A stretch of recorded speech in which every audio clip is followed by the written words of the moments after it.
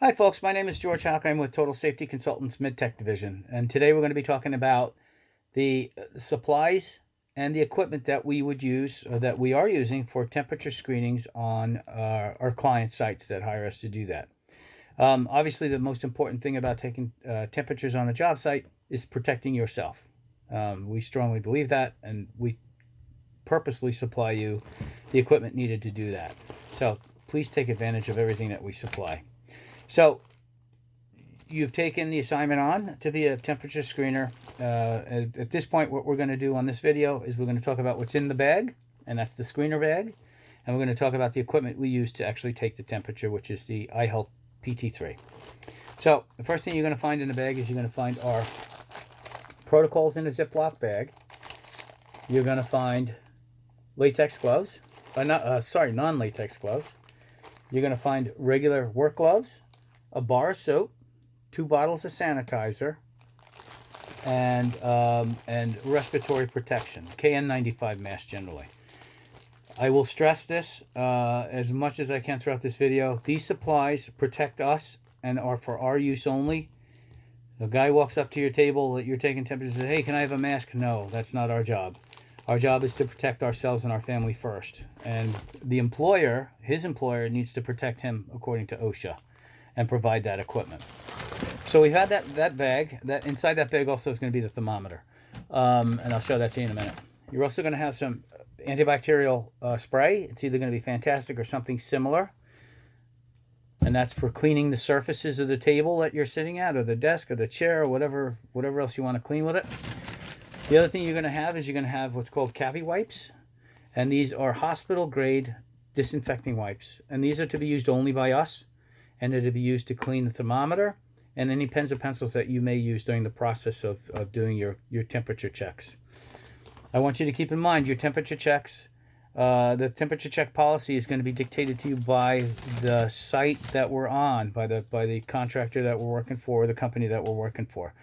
If they do not have one, we can help them develop one rather quickly. What else is in the bag is a pair of goggles, should you desire to wear them. It's a great idea. You should wear them. We also have full face shields, clear full face shields that are available if you want. So that's pretty much what's in the bag. And for the purposes of doing what we do, as far as the temperature checks, that should suffice. So the next thing I want to talk to you about is the actual thermometer. The actual thermometer is, again, called the IHealth PT-3. Again, it comes in the box like this. Now, you open up the box, you take the thermometer out of the box. You're going to see a compartment here. In that compartment is 2 AAA batteries. There's also AAA batteries in that bag too, extra batteries. The batteries are usually lasting, we're estimating around 3 weeks at a time, depending on how many checks you take. So I've taken the batteries out of the box, and now I want to install them into the device. I'm going to open up the back of the device by sliding this cover off. Put the AAAs in as required by the manufacturer. I'm going to slide that back on, and what you should hear as soon as the second battery goes in, you should feel a vibration in your hand. That'll tell you that the device is on. The other thing that'll tell you the device is on is the visual. Push that button again. Is the visual symbols that you see here, the white lights, the white dashes, that indicates that it's on, and it also indicates the F. It shuts off rather quickly. It's within 6 seconds. The F that you can't really see too well, it's right in this corner, that indicates Fahrenheit. There's a Celsius setting and a Fahrenheit setting. In this country, we're using Fahrenheit. So now that you've unboxed it, you put the batteries in. The next thing you want to do is you want to push that button again. Very easy. Just push it and let go, and it'll turn the device on. You'll see the 4 dashes, like I said, or 3 dashes, like I said, and the F. Well, there it goes. That means the device is ready to go. In order to use the device, and this is prior to you dealing with any other prospective people that you're going to be taking temperatures on, you're going to check yourself first. So what I'm going to do is I'm not going to touch the button until I get it near my head, about an inch away. I'm not going to touch it. I'm going to push the button. I'm going to push the button and release. And it'll give me a temperature of whatever my temperature is. This is 97.7. That's perfect. Not bad at all.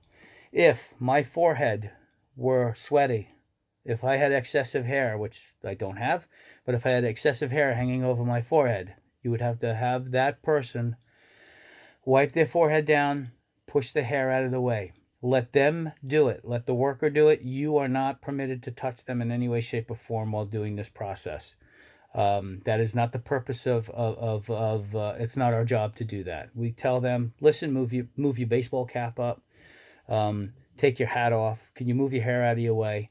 Whatever it is, take your glasses. If there's something impeding the forehead, you need to make sure that forehead is clear and dry.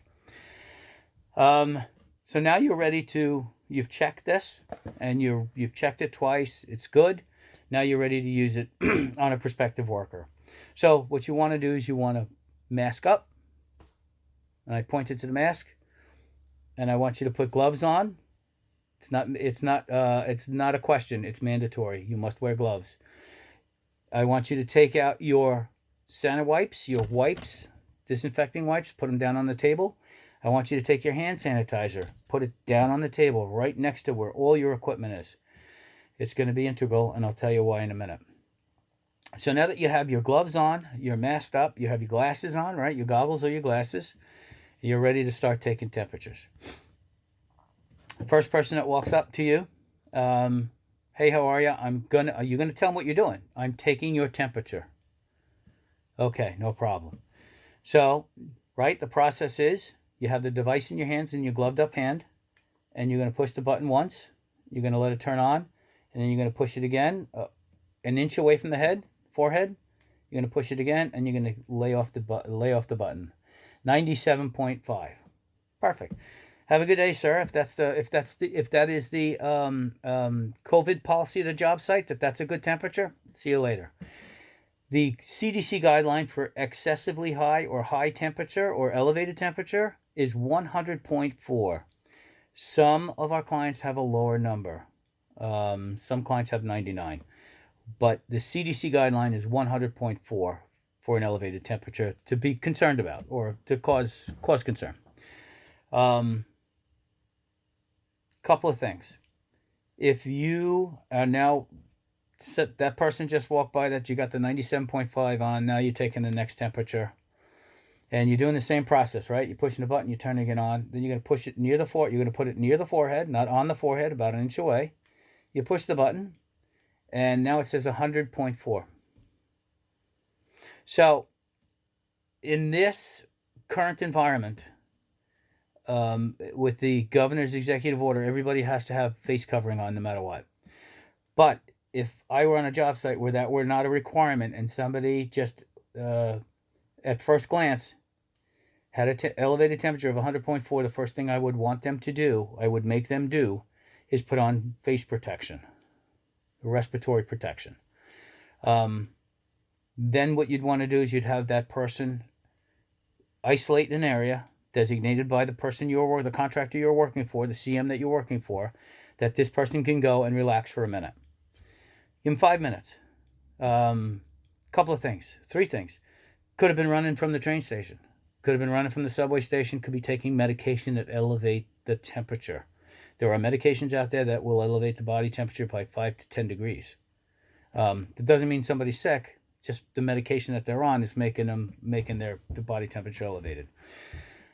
So you wait the 5 minutes, you go back over there. You know, they've taken off their headgear because they ran or whatever the story is. Now they're cooled off a little bit. You don't notice any sweat on their forehead. You take their temperature, and it is 97.3. That's really good. That's perfect. But you know what you're going to do? You're going to check it one more time, and it takes a second to do at a different part of the forehead, but stay on the forehead. 97.5. That person's good. They ran from the train station. They explained either on medication or whatever the story is, but they're not naturally febrile. That was an elevated elevated temperature due to physical exertion or whatever. They are now permitted to go. to work. If somebody has an elevated temperature of 100.4 or more, and it's repeated and it's the same even after the 5-minute period, that person needs to be the client that we're working for needs to be notified, and that person has to be told that they need to consult with their family physician or a medical provider to find out what the next steps are. Generally what will happen is they will leave the job at that point. Well, they should leave the job at that point after, I guess, they give their name and information to the construction manager or their foreman, and they leave the job site and they're off the job until they're cleared by a doc, and then they can come back with a note. What was I going to say? And I think that's pretty much the process. At the end of it, oh, I know what I wanted to talk about. Sometimes these things do foul up, and sometimes you do have an issue.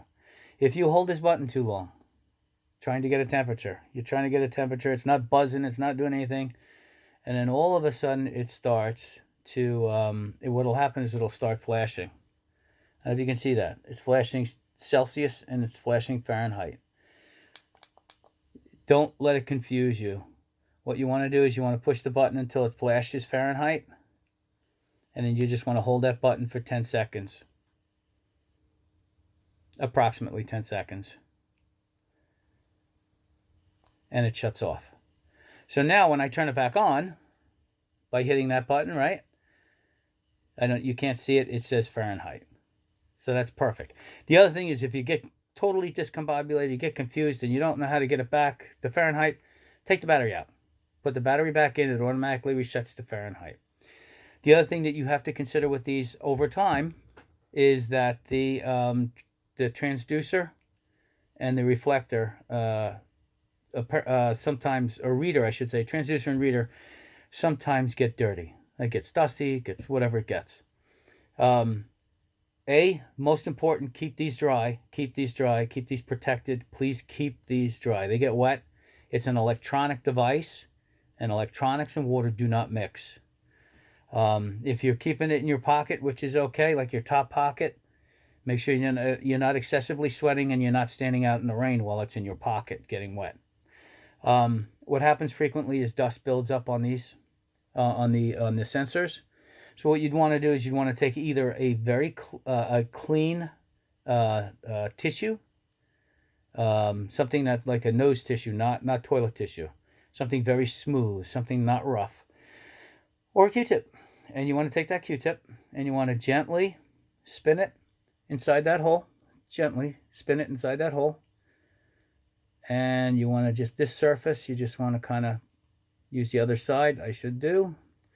Use the other side because you've collected the dust on that side. This is the clean side. You want to clean that, and that should help.